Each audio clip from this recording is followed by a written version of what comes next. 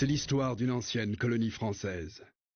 La Côte d'Ivoire est un havre de paix dans une Afrique de l'Ouest secouée par des guerres civiles et des coups d'État qui n'épargnent pratiquement aucune nation de cette région de l'Afrique. Au Nigeria et au Bénin, on enregistre pratiquement un coup d'État par an. C'est cet homme, Félix Houphouët-Boigny, qui a négocié et obtenu l'indépendance de son pays et devient le premier président de la République de Côte d'Ivoire. Malgré l'indépendance, la France a un quasi-monopole sur les ressources de sa très riche ancienne colonie. Mais à la mort de Félix Houphouët-Boigny en 1993, une lutte de succession au sein de son parti oppose le sudiste Henri Konan Bédié au nordiste Alassane Ouattara. Dans le but de disqualifier son adversaire et ses sympathisants, M. Bédié crée le terme « ivoirité », qui distinguerait les Ivoiriens de pur sang, forcément du Sud comme lui, et ceux du Nord, comme son adversaire Ouattara, qui seraient des Ivoiriens aux origines douteuses, des citoyens de seconde zone ne pouvant donc prétendre à certaines fonctions, comme celle de président de la République. Après une période de graves troubles politiques et l'intermède d'un coup d'État, c'est finalement Laurent Gbagbo qui arrive au pouvoir. L'événement est perçu comme une lueur d'espoir.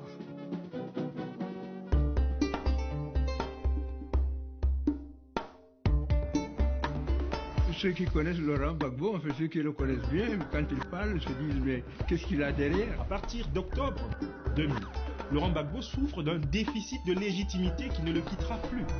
La France a toujours considéré la Côte d'Ivoire comme sa chasse gardée. Les Français nous ont aidés. Moi, j'ai jamais eu le sentiment, en 3 ans et demi, que la République française avait tout fait pour dégager Gbagbo, pour mettre en place quelqu'un d'autre. Les 10 années de Laurent Gbagbo ont clairement été marquées par un basculement de plus en plus important du pays dans la violence. Mais moi, je suis, par rapport à Laurent Gbagbo, intraitable, implacable.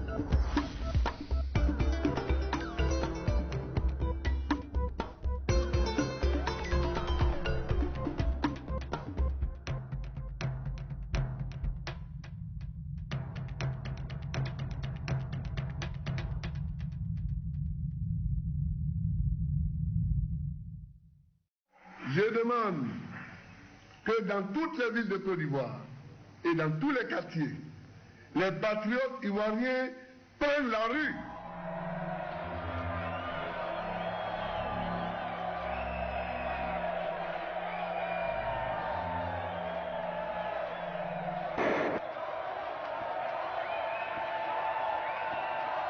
Dès à présent, c'est moi, le chef de l'État de Côte d'Ivoire. Devant le peuple souverain de Côte d'Ivoire, je jure solennellement. Malgré les conditions quelque peu calamiteuses des élections au cours desquelles c'est lui-même qui s'autoproclame nouveau président élu, c'est dans une certaine unanimité que la communauté internationale salue l'arrivée au pouvoir de Laurent Gbagbo. L'ancienne puissance coloniale est très visible, et l'ambassadeur de France est le premier diplomate reçu par Laurent Gbagbo, à la demande du chef de l'État ivoirien lui-même. Pendant les jours qui ont précédé et qui ont suivi la prise du pouvoir par Laurent Gbagbo, le Parti socialiste français est très présent à ses côtés. Guy Laberty, responsable de l'Afrique au Parti socialiste français, s'improvise conseiller en communication de Laurent Gbagbo. Et c'est souvent lui qui appelle les journalistes de la presse internationale sur place, en Côte d'Ivoire, pour proposer des interviews avec le nouveau président ivoirien. L'activisme du représentant du Parti socialiste français n'est pas totalement désintéressé. Au nom de la France-Afrique, terme qui désigne les relations mafieuses et ambiguës qui lient la France à ses anciennes colonies, les chefs d'États africains financent souvent, par le biais de rétrocommissions et autres formes de financements occultes, les campagnes électorales en France. L'arrivée au pouvoir d'un parti ami, qui plus est membre de l'Internationale socialiste dans ce qui est l'une des plus riches des anciennes colonies françaises, est perçue comme un véritable jackpot pour certains dirigeants du Parti socialiste français. Laurent Gbagbo est donc l'objet de toutes les attentions, au 10 rue de Solferino, siège du Parti socialiste à Paris. À partir d'octobre 2000, Laurent Gbagbo souffre d'un déficit de légitimité qui ne le quittera plus. Laurent Gbagbo savait qu'il n'avait pas nécessairement le soutien de la majorité de l'électorat ivoirien. Il n'y avait pas eu une participation importante aux élections, précisément parce que Alassane Ouattara et Henri Konan Bédié avaient été exclus de la compétition. Donc lorsque vous arrivez au pouvoir dans de telles conditions, vous vous sentez finalement fragile. Et il y a eu du côté du pouvoir de Laurent Gbagbo une volonté finalement de s'imposer en utilisant la force très rapidement et évidemment à un moment donné c'est devenu, disons, une sorte de mode de survie de ce régime-là.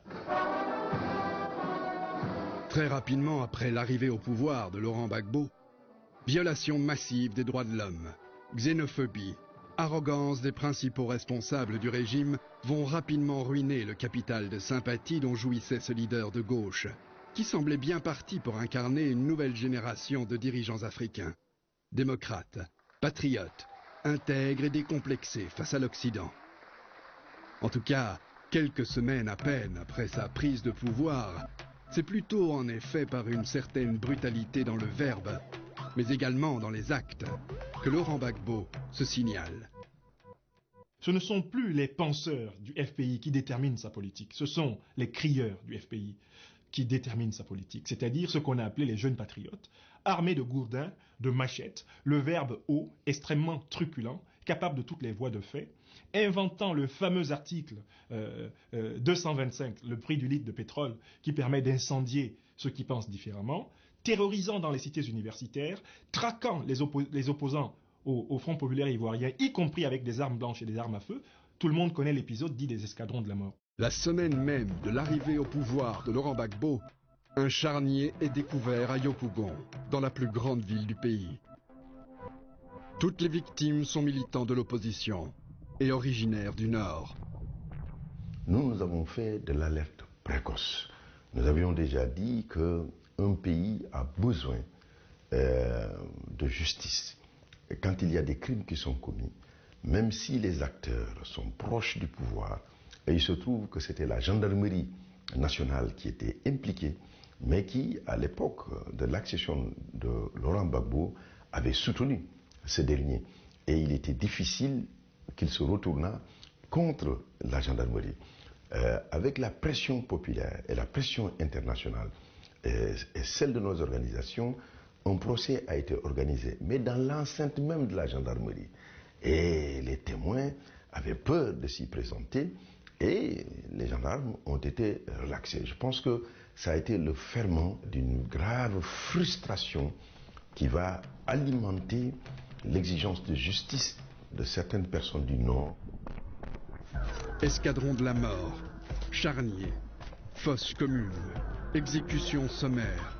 Le vocabulaire du microcosme politique ivoirien vient de s'enrichir de nouveaux mots avec l'arrivée de Laurent Gbagbo au pouvoir.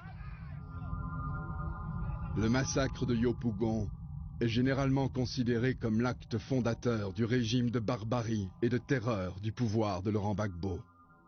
Des formations politiques de la gauche française, pourtant en alliance avec le parti de Laurent Gbagbo, et qui avaient salué son élection à la présidence de la République, s'inquiètent et donnent l'alerte. Mais c'est avec arrogance et condescendance que répond souvent le nouveau pouvoir ivoirien. Alors, Noël Mamère est un député qui appartient à un parti minoritaire en France, lequel parti n'a aucun expert dans les questions africaines, encore moins dans les questions ivoiriennes. Il profère des accusations graves contre le régime sans aucune preuve, sans un début de preuve. Oui, nous sommes les combattants de la dignité. L'Afrique veut le respect. Mais quiconque, au nom de l'intérêt idéologique ou des intérêts économiques, veut nous asservir, nous trouvera debout.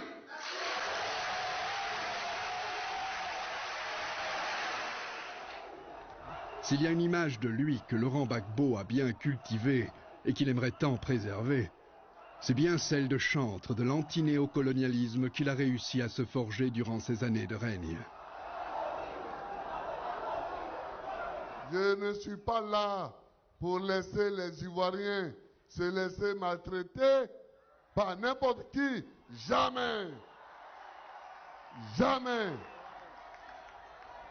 L'ancien président ivoirien et ses partisans continuent de soutenir la thèse selon laquelle toutes les difficultés rencontrées par Laurent Gbagbo dans l'exercice du pouvoir proviennent de son opposition supposée à la volonté de l'ancienne puissance coloniale française de garder le monopole sur les richesses de la Côte d'Ivoire. Laurent Gbagbo ne serait donc que la victime de la France, qui l'a puni pour son indocilité et son insoumission.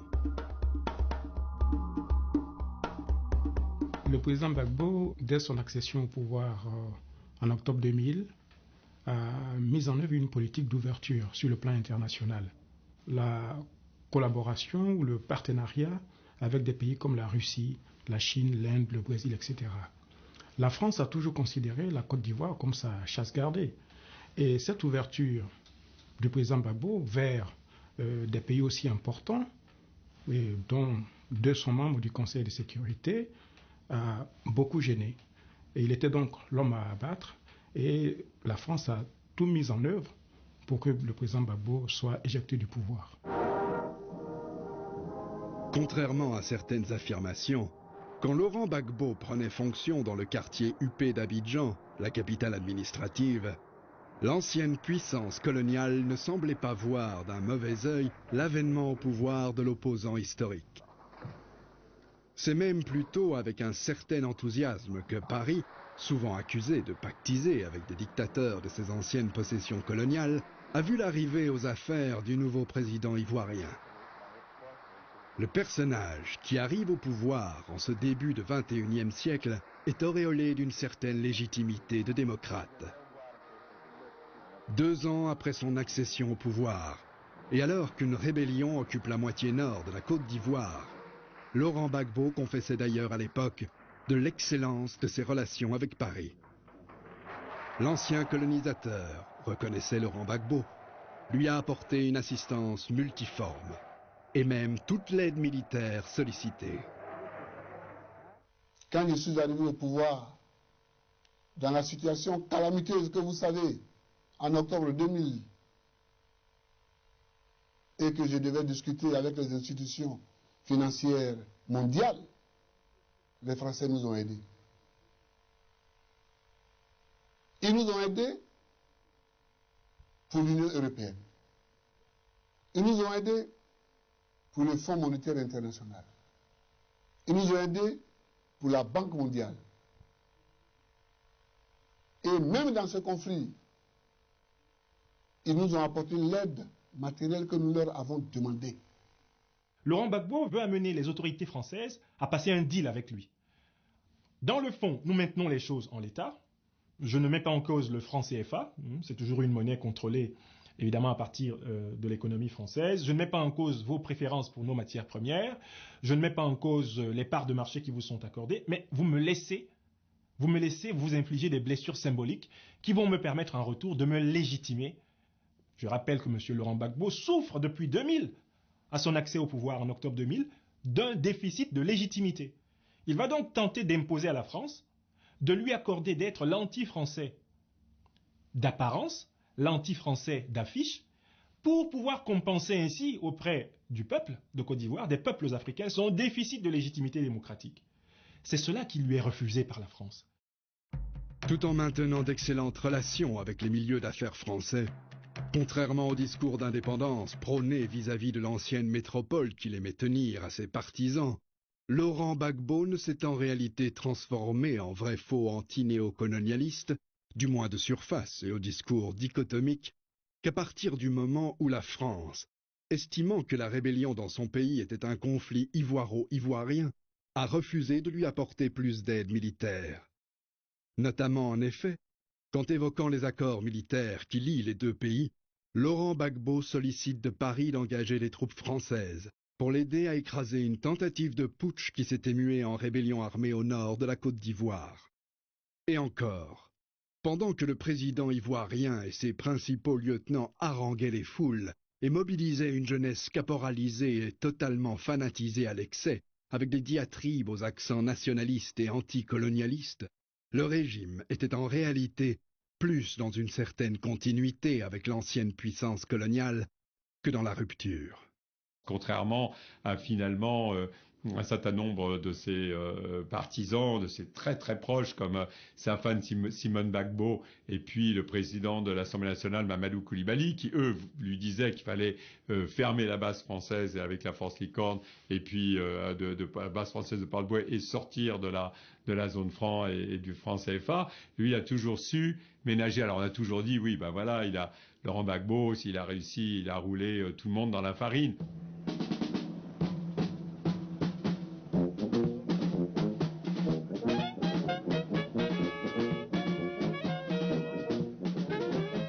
Je jure de dire la vérité, rien que la vérité. Grand tribun, c'est surtout grâce à une propagande savamment pensée et orchestrée de main de maître par le président ivoirien et ses principaux lieutenants qu'il a réussi ce qui est sûrement une énorme escroquerie intellectuelle. Se faire passer pour le résistant qu'il n'est pas dans les faits, ni dans les actes qu'il pose. Laurent Gbagbo devient cependant rapidement une mégastar dans de nombreux pays ex-colonies françaises. Des États qui pour la plupart traînent de vieux contentieux coloniaux avec la France. Pour les peuples de ces pays, Laurent Gbagbo apparaît comme le leader qu'ils aimeraient avoir chez eux. Le problème de la Côte d'Ivoire a été l'occasion de venir en quelque sorte épancher, de venir exprimer ce ras-le-bol, n'est-ce pas, de la non-reconnaissance des victimes camerounaises, des victimes algériennes face à la France. La grande majorité des chefs d'État africains restent dubitatifs sur la réalité de l'anti-néocolonialisme de Laurent Gbagbo. Mais en Afrique du Sud, il jouit de soutien à peine voilé au sein de l'ANC, parti nationaliste par excellence, dont certains dirigeants voyaient en M. Gbagbo un prolongement de leur lutte nationaliste. Au pouvoir en Afrique du Sud, Thabo Mbeki se laisse séduire par la rhétorique anticoloniale de celui qui dirige alors la Côte d'Ivoire, et ce malgré de nombreux rapports internationaux qui pointent du doigt les graves violations des droits de l'homme et la barbarie du pouvoir ivoirien, dont sont victimes aussi des milliers de ressortissants de pays voisins vivant en Côte d'Ivoire. Thabo Mbeki est un fervent disciple d'une sorte d'anticolonialisme dogmatique qui voudrait que toute position d'un Occident forcément impérialiste soit suspecte et qu'il suscite débat, réprobation ou rejet. Un anticolonialisme qui flirte avec le racisme, même si ses adeptes n'en sont pas toujours conscients. Profitant de sa désignation comme médiateur dans la crise ivoirienne, le président sud-africain va multiplier les visites auprès de son homologue ivoirien. Et comble de la connivence, l'Afrique du Sud de Thabo Mbeki ira jusqu'à vendre des armes à l'armée de Laurent Gbagbo, en violation flagrante de l'embargo décrété par l'ONU et de la législation sud-africaine. Sa position de médiateur l'obligeait pourtant à la stricte neutralité. Il sera récusé par la rébellion ivoirienne après révélation de cette vente d'armes par le service français de la BBC. Aujourd'hui, c'est clair. C'est la France de Jacques Chirac. Depuis le début, on le savait. Mais maintenant, c'est encore plus clair, puisque officiellement, nous l'avons poussé à un point tel qu'il a été obligé de déclarer la guerre à la Côte d'Ivoire. La France perdra. La honte et la haine perdent toujours celui qui est animé par ses mauvais sentiments. Dans la France. Invective de la part des principaux dignitaires du parti de Laurent Gbagbo.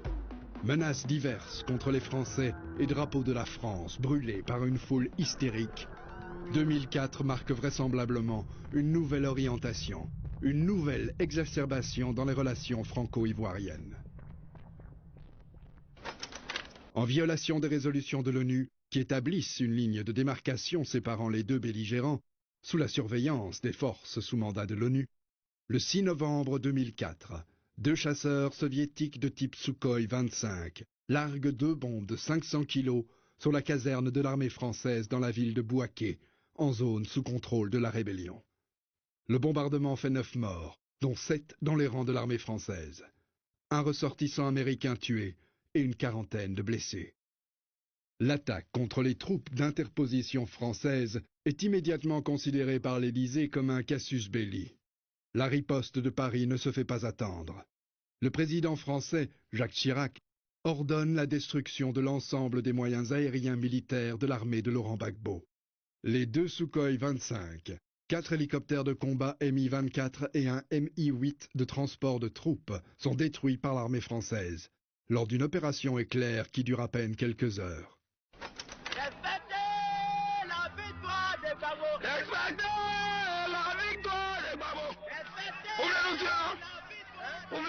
Commencez!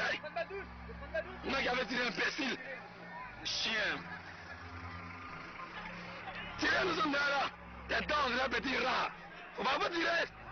La ferme réaction de Paris à la mort de ses soldats sous mandat onusien en Côte d'Ivoire est une aubaine pour le régime ivoirien. Si on ne peut chasser l'armée française par des bombardements ciblés, la rue devrait y parvenir, semblent se réjouir les idéologues du régime. Un déchaînement de haine anti-français, bien orchestré et relayé par les médias publics, s'empare des partisans du pouvoir avec pour objectif cyniquement avoué de chasser tous les Blancs de la Côte d'Ivoire.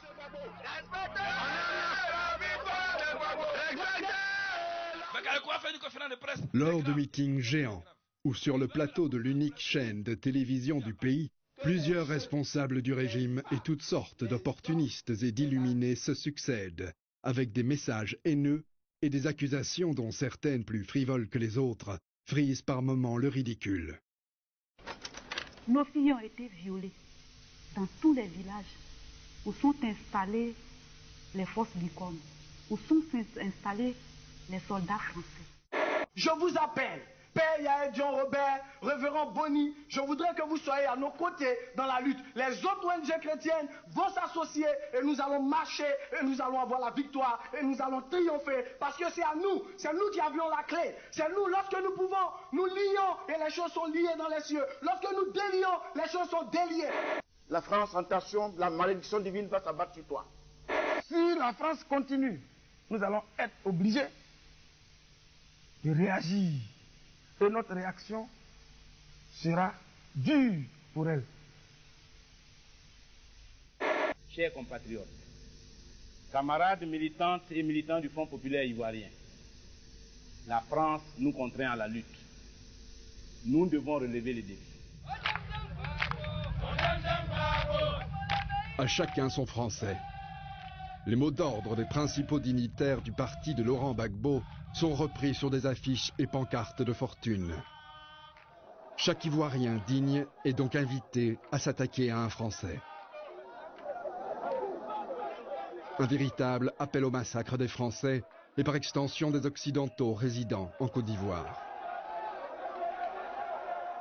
Répondant à cet appel, plusieurs milliers de jeunes partisans du régime, fanatisés à souhait, envahissent les quartiers où résident les Occidentaux dans la ville d'Abidjan.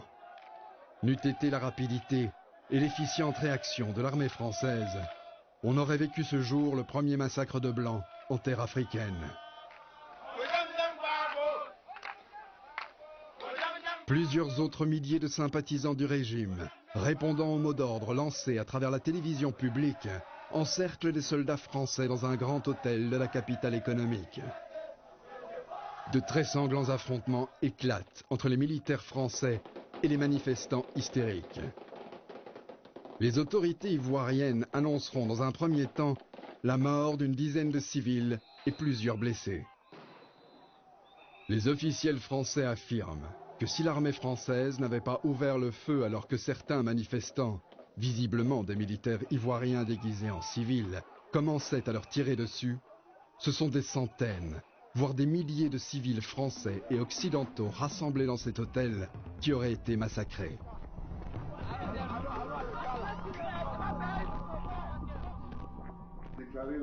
Le président ivoirien attendra 3 jours avant de réagir face à ces événements d'une extrême gravité. Laurent Gbagbo ne condamne ni les violences, ni même les nombreux appels qui incitaient à la haine.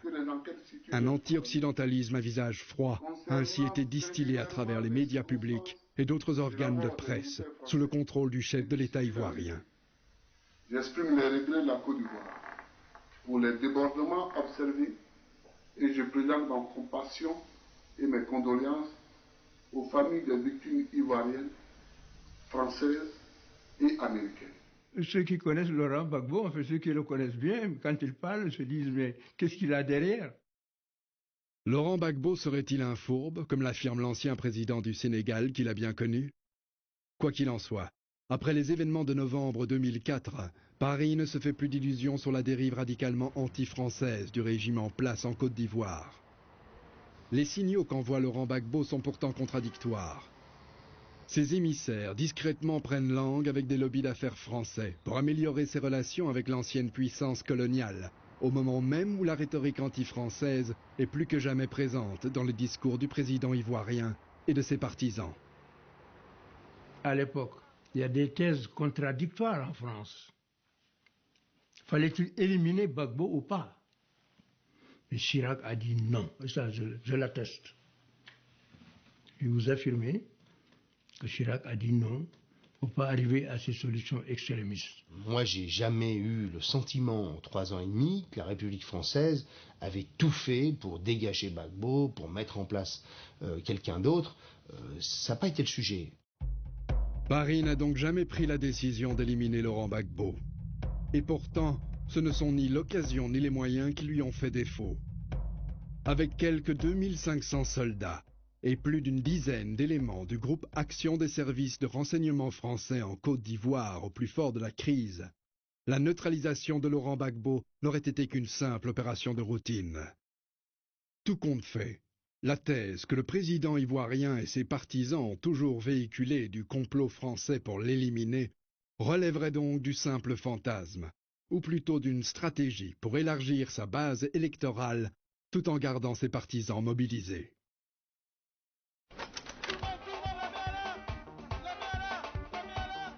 Charles Blé Goudet.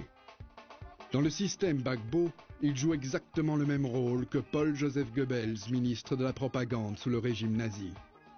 C'est Blé Goudet qui harangue les foules avec les formules les plus haineuses et donne les mots d'ordre les plus macabres. Recevez le général Charles Blé Goudet.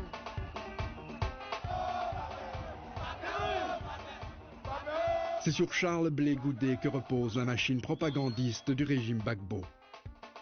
Même s'il n'occupe aucune fonction officielle, et dans le but d'asseoir son autorité et renforcer le mythe autour de son pouvoir réel ou supposé, il s'est autoproclamé général. Quand le général parle, on se tait. Quand le général parle, on se... Quand le général parle, on se... Donc, je veux un silence. Merci beaucoup. Applaudissez-les, applaudissez, applaudissez, applaudissez, applaudissez. Ancien leader du syndicat étudiant, Blé Goudet est très populaire auprès d'une importante frange de la jeunesse ivoirienne. Tribun hors pair et démagogue à souhait, c'est souvent par la voix de l'agitateur Blé Goudet que le régime effraie et menace dans le but de s'assurer une pérennité par la terreur. Oui, l'Union africaine s'est réunie. Les gens, oui, on dit quoi à l'Union africaine? On dit quoi à l'Union africaine? L'Union africaine ne dira rien. L'Union africaine ne fera rien. L'ONU va se réunir. Sarkozy dit quoi? Il ne faut pas utiliser l'arme lourde en Côte d'Ivoire. Il faut envoyer un hélicoptère pour attaquer la Côte d'Ivoire comme la Libye. Venez ici, vous allez voir la vérité. Vous allez prendre train en Côte d'Ivoire ici. Vous allez prendre train en Côte d'Ivoire ici. Venons, vous attendez vos hélicoptères. Est-ce que vous êtes prêts? Est-ce que vous êtes prêts? Est-ce que vous êtes prêts? Libérez, libérez. Il avait besoin, pour mieux assurer son pouvoir à l'intérieur, en particulier dans le sud, par rapport à la jeunesse, de développer des sentiments anti-français. Et ces sentiments anti-français qui ont donné, à mon avis, l'assassinat de Jean Hélène. C'est devant témoins qu'un policier abat le journaliste français, avant d'aller tranquillement informer sa hiérarchie de son crime, comme s'il s'était agi d'un acte de bravoure. La haine anti-française, cultivée quotidiennement par les principaux dignitaires du régime, avait banalisé la possibilité, pour tout Ivoirien digne, de tuer un Français. Sous la pression de la communauté internationale, Le meurtrier de Jean Hélène, correspondant en Côte d'Ivoire de Radio France Internationale, est finalement jugé, puis condamné. Les structures officielles du parti présidentiel élèvent le meurtrier au rang de héros national. Un comité de soutien est même dédié aux sergents de police, comme si l'on avait voulu encourager d'autres Ivoiriens à passer à l'acte, pour devenir, eux aussi, des héros.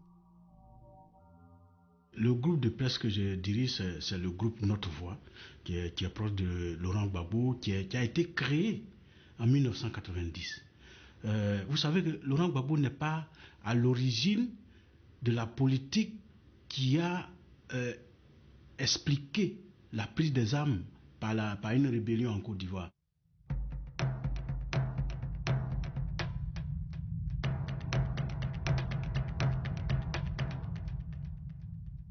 Oui, nous sommes adossés au FPI et nous défendons les positions du FPI. Les titres du groupe de presse du Front populaire ivoirien ont systématiquement ciblé tous les grands médias internationaux. Les nombreuses incitations à la haine contre la presse internationale foisonnent dans les journaux proches de Laurent Gbagbo, comme si tout relevait d'une stratégie savamment orchestrée et singulièrement bien pensée. On use de toutes sortes d'intoxications, comme celle qui voudrait que l'épouse du principal opposant ait offert 15 millions d'euros à certains grands médias. La presse internationale est aussi accusée de faire partie d'un vaste complot contre la Côte d'Ivoire. L'ambiance est devenue très délétère pour une catégorie de la presse.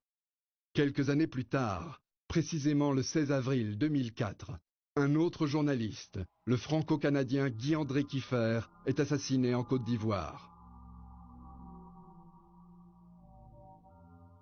Le travail de Guy-André gênait forcément le régime du président Gbagbo, puisqu'il traitait des malversations dans la filière cacao, il traitait des deals armes contre financement, donc ça ne pouvait que gêner.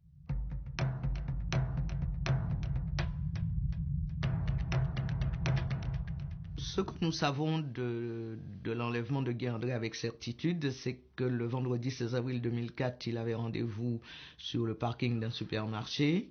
Qu'à 13h30, c'est la dernière fois que son téléphone portable a fonctionné. Qu'à 15h, son ordinateur a été ouvert et qu'on n'a pas pu aller au-delà du bureau, donc l'ordinateur a été fermé.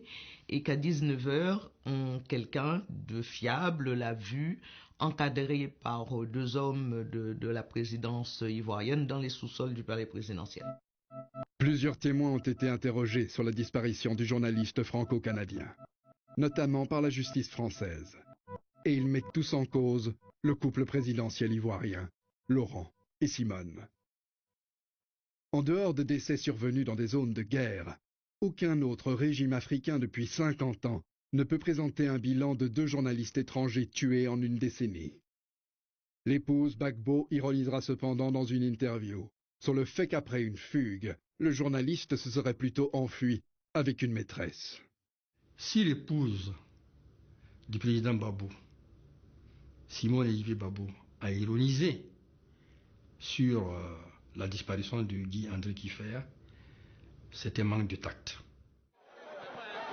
Quelques années plus tard, malgré les violences contre les Français, l'assassinat de 2 journalistes français sous le régime de Laurent Gbagbo et la réputation sulfureuse et meurtrière du pouvoir de M. Gbagbo, l'ancien ministre français Jack Lang est filmé en Côte d'Ivoire exécutant des pas de danse dans une boîte de nuit avec Laurent Gbagbo en 2010, avant de participer à un meeting pour le faire réélire à la tête de la Côte d'Ivoire.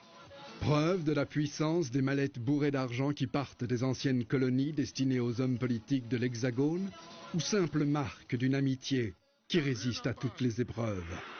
Il y a du vent en face, il y a du vent. Il y a du vent. Nous sommes très heureux de lui apporter notre soutien. Je suis très heureux de le soutenir. Mais moi, je suis, par rapport à Laurent Gbagbo, intraitable, implacable. Je l'ai été depuis 2004 quand j'ai vu de quoi il était capable. Vous aviez dit qu'il était infréquentable, vous étiez premier secrétaire du PS, et pourtant le PS continue à fréquenter son parti, le FPI, le Front Populaire Ivoirien, au sein de l'Internationale Socialiste.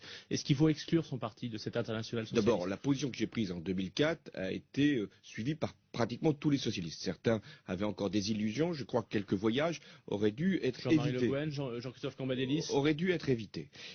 Maintenant, il faut être aussi d'une clarté parfaite, totale, pas de compromission avec ceux qui utilisent la violence, avec ceux qui utilisent une élection qui a eu lieu en 2000, parce qu'il a été élu, Laurent Gbagbo, d'ailleurs dans un processus électoral lui-même contesté, et qui se maintient au pouvoir depuis 10 ans, et qui voudrait encore prolonger la durée de l'exercice de sa fonction. C'est terminé. Et là, quant à l'Internationale Socialiste, vous avez parfaitement raison, quand il y a des chefs d'État qui se comportent comme des dictateurs, il n'y a pas d'autre mot, eh bien ils n'ont aucune place dans les réunions socialistes au plan international. Message adressé à la vice-présidente. Dès le départ, on voulait fabriquer un dictateur, un tueur.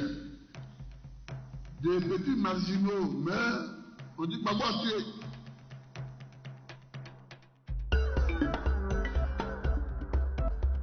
Et pourtant, ces cercueils qu'on aligne, comme les investigations de plusieurs organisations des droits de l'homme le prouveront, ce sont ceux de victimes des escadrons de la mort sous le commandement de Laurent Gbagbo et de son entourage immédiat. Il ne s'agit donc pas de petits marginaux, comme le lance avec condescendance et mépris le président ivoirien. Devant l'ampleur des massacres et contre l'orthodoxie religieuse et les valeurs culturelles dans le pays, c'est parfois dans des fosses communes qu'on enterre les victimes. Sous Laurent Gbagbo, les morts ont souvent une religion, l'islam. Sous Laurent Gbagbo, les morts ont souvent une origine, le nord de la Côte d'Ivoire. Sous Gbagbo, les morts ont souvent une coloration politique, l'opposition. Le génocide, c'est la volonté de destruction de tout parti d'un peuple en raison de son caractère national, racial, ethnique. Et on a pu le voir dans l'histoire avec ce qui s'est passé à Auschwitz, le génocide juif, mais aussi le génocide arménien en 1916 ou le génocide rwandais en 1994. La destruction se fait pour ce qu'on est. Alors, dans le cas de la Côte d'Ivoire, les ingrédients étaient réunis. Et une tendance génocidaire était déjà sur place parce que plusieurs aspects peuvent être soulignés, c'est-à-dire qu'une idéologie, l'idéologie de l'ivoirité, c'est-à-dire de la différence, mais de la différence meurtrière. On était à la limite, au stade de l'épuration ethnique. C'est certain qu'on était arrivé au stade de l'épuration ethnique. Les musulmans ont été ciblés parce que des mosquées à travers le territoire national, mais surtout dans la partie sud de Côte d'Ivoire, des mosquées ont été délibérément incendiées. Des exemplaires du Saint-Coran ont été profanés. Des imams ont été assassinés, souvent dans les lieux de culte ou dans leurs maisons, et quelquefois avec certains membres de leur famille. Tout homme sensé ne devrait pas tolérer les attaques des lieux de culte. Notre civilisation est basée aussi sur le fait culturel qu'est la religion. On ne devrait pas tolérer les attaques des lieux de culte. Le jour où les hommes sont assez en colère pour attaquer les lieux de culte, c'est que l'humanité va vers la déshumanisation. Certains Ivoiriens se sont-ils donc laissés déshumaniser sous Laurent Gbagbo, quand des lieux de culte sont attaqués, exclusivement des mosquées, contre lesquelles les partisans de M. Gbagbo vont s'acharner. Une punition collective infligée aux membres de cette communauté pour leur soutien supposé à l'opposant Alassane Ouattara, lui-même musulman. Les 10 années de Laurent Gbagbo ont clairement été marquées par un basculement de plus en plus important du pays dans la violence, une généralisation de la violence. Et effectivement, je pense qu'on ne saura probablement jamais exactement, disons, le bilan en termes de victimes de cette période. Mais évidemment, dans ce bilan, il faut intégrer, disons, les victimes des exactions commises par les forces de sécurité ivoiriennes à la solde de Laurent Gbagbo, par les différentes milices. C'est notamment à travers les journaux que lui et ses proches ont créé que Laurent Gbagbo et sa formation, le Front populaire ivoirien, endoctrinent méthodiquement une partie des Ivoiriens. La stratégie de propagande consiste d'abord à brandir le chiffon rouge des étrangers envahisseurs, essentiellement des pays voisins, désignés à la vindicte populaire.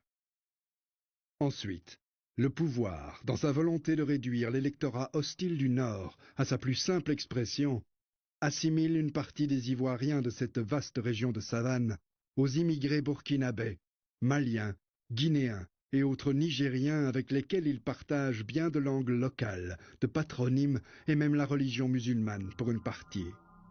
Il s'agit donc de faire de la majorité des Ivoiriens du Nord des apatrides et donc de leur retirer le droit d'être éligibles et de voter. La gauche ivoirienne, de manière imperceptible, cette gauche incarnée par le Front populaire ivoirien, s'est progressivement emparée du logiciel de pensée de l'extrême droite, de l'autochtonisme, de l'identitarisme. La haine venait de trouver un allié de taille. Laurent Gbagbo bâtira sa stratégie électorale autour de la disqualification de son principal adversaire politique, Alassane Ouattara, à qui lui et ses propagandistes ont cru trouver des origines burkinabées. Un extraordinaire reniement et une injure à la mémoire politique récente de la Côte d'Ivoire que ses partisans se refuseront de constater. En effet, quelques mois avant son accession au pouvoir, et alors qu'il était en alliance avec Alassane Ouattara dans un front républicain, Laurent Gbagbo déclarait Urbi et Orbi que dénier la nationalité ivoirienne à celui qui avait été le tout premier Premier ministre de la Côte d'Ivoire relevait de l'inconséquence et que ce dernier avait toute la légitimité pour prétendre diriger le pays. Mais là, est passé, hein? La guerre civile n'avait pas encore éclaté, mais Laurent Gbagbo se comportait déjà en chef de guerre et non comme le président au-dessus de la mêlée et rassembleur que le pays profondément déchiré dont il prend les rênes était en droit d'espérer. Notre priorité, c'est de pleurer nos militants qui sont décédés et de procéder à leur enterrement. Nous avons expliqué au président Laurent Gbagbo que dans l'immédiat, nous sommes préoccupés et je l'ai dit, notre priorité, c'est de pleurer nos morts, c'est d'enterrer donc nos militants qui sont décédés. En lieu et place d'une politique d'apaisement que nombre de chefs d'États africains et d'observateurs internationaux lui conseillent, le discours du nouveau régime se durcit vis-à-vis de ses opposants, notamment contre le nordiste Ouattara. Empêché de se présenter à la présidentielle par le régime militaire de transition dans lequel Laurent Gbagbo et ses lieutenants ont joué un rôle de premier plan, le pouvoir de M. Gbagbo lui refuse la possibilité d'être candidat aux législatives de décembre 2000. Le président ivoirien prononcera une fatwa restée célèbre dans les annales politiques de la Côte d'Ivoire. Tant que moi, Gbagbo, serai président, Ouattara ne sera candidat à aucune élection en Côte d'Ivoire. C'est ainsi que le sentiment d'exclusion et de marginalisation du septentrion ivoirien a été renforcé. Les Ivoiriens à patronyme nordiste deviennent l'objet de tracasseries absolument insupportables. On arrache des pièces d'identité lors des contrôles, on affirme à haute et intelligible voix que les Ivoiriens les plus douteux sont ceux du Nord, alors que, comme le dit une chanson de Tiken Jah Fakoly, pratiquement dans ces années-là, il y a des Kofi au Ghana et au Togo, il y a de la même façon, évidemment, des Kwame dans toute la région. On ne peut pas partir d'un patronyme pour déterminer une appartenance citoyenne. Cette politique d'exclusion active, violente, forcenée, cette politique de méfiance, voilà la forme ultime que va connaître la haine ivoiritaire. Et c'est cette forme ultime, se traduisant par la déchéance de nationalité de milliers d'Ivoiriens, l'exil de nombreux soldats qui sont pourchassés, non pas pour des actes, mais pour des velléités qu'on leur attribue, c'est tout cela qui va constituer la conscience de la résistance ivoirienne. Dans la nuit du 18 au 19 septembre, un groupe d'officiers, de sous-officiers et d'hommes de rang du nord de la Côte d'Ivoire échoue à renverser Laurent Gbagbo. La tentative de putsch se mue en une rébellion avec comme principale revendication la reconnaissance de leur citoyenneté. c'est un ancien leader de la FESI, syndicat étudiant, Guillaume Soro, qui prend la tête de la branche politique de la rébellion, qui occupe rapidement les principales villes du Nord et tente de progresser vers le Sud. Le but de la révolte, c'est d'obliger le pouvoir installé à Abidjan à reconnaître pleinement aux Ivoiriens du Nord les mêmes droits qu'à ceux des autres régions. La suite est connue. L'armée française s'interpose et impose une partition de facto du pays. Même si le visage de la rébellion est un chrétien, dans une stratégie digne de Machiavel, le pouvoir de Laurent Gbagbo tente de rallier les puissances occidentales en faisant passer les rebelles ivoiriens pour des terroristes islamistes. La rébellion éclate en effet environ un an après les attentats du 11 septembre 2001 aux États-Unis, et le monde occidental est encore sous le choc de ce traumatisme. Le soir où des militaires se mutinent dans ce qui allait se transformer en rébellion, le président Gbagbo est en visite en Italie, mais il dirige les opérations par téléphone. La stratégie mise en place est une sorte de nuit des longs couteaux à l'ivoirienne, pendant laquelle Laurent Gbagbo décide de se débarrasser de tous ses opposants. Un commando est envoyé chez l'ancien chef d'État, le général Robert Guéhi. Il a réussi à s'échapper juste à temps, mais son épouse, tous les membres de sa famille et même le personnel de maison présent sont froidement assassinés. Les militaires à ses trousses le retrouvent dans une cathédrale où il a trouvé refuge. Il est exécuté et son corps jeté dans la rue. Le même commando se rend au domicile de l'opposant Alassane Ouattara, qui a le temps de se réfugier avec son épouse à la résidence de l'ambassadeur d'Allemagne, mitoyenne. L'autre grande figure de l'opposition, Henri Konan Bédier, a la vie sauve grâce à la rapidité avec laquelle sa garde le cache chez son voisin.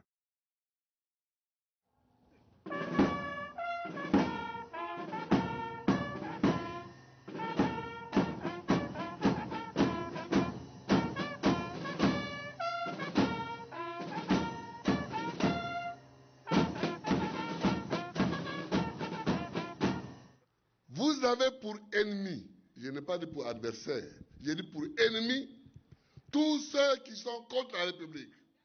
Ces consignes de fermeté extrême, données sans ambiguïté à des troupes qui n'interviennent pas dans une zone de guerre, prouvent que les ennemis dont parle Laurent Gbagbo, ce sont bien ses opposants. Vous n'êtes pas des juges. Ce sont les juges qui regardent pour voir s'il y a des circonstances atténuantes ou bien s'il y a des... Ça, c'est le juge, ça. Que la République, quand elle se construit aussi avec des forces de combat. Il y a des gens qui croient que quand l'homme politique que je suis fait des concessions, discute comme ça, c'est toute la République. Non, j'ai aussi des bras.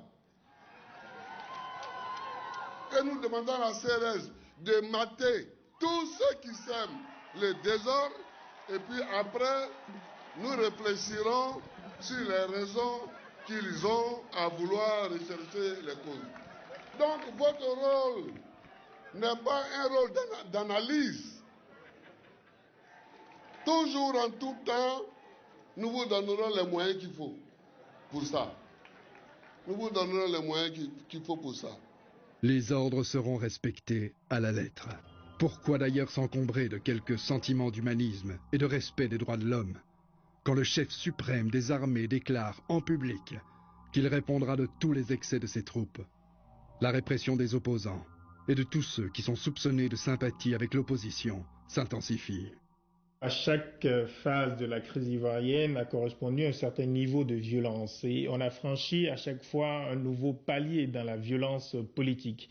Et au fond, les barrières sont donc progressivement tombées. Ce qui était à un moment donné considéré comme inacceptable et inenvisageable en Côte d'Ivoire l'est devenu. Et donc effectivement, on a commencé à parler d'escadron de la mort, à avoir des éliminations physiques et à avoir une mobilisation de la jeunesse sur des thèmes extrêmement nationaliste, extrêmement dangereux puisqu'il braquait une partie de la population contre une autre. Donc on a à nouveau franchi un peu différents caps à chaque phase, disons, de la crise politique ivoirienne. Je suis Laurent Gbagbo. Mon père s'appelle Koudou Paul. Il est né en 1914. Il a fait la Deuxième Guerre mondiale dans l'armée française.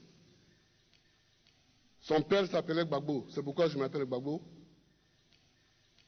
Et le capitaine qui commandait la compagnie dans laquelle il travaillait s'appelait le capitaine Laurent.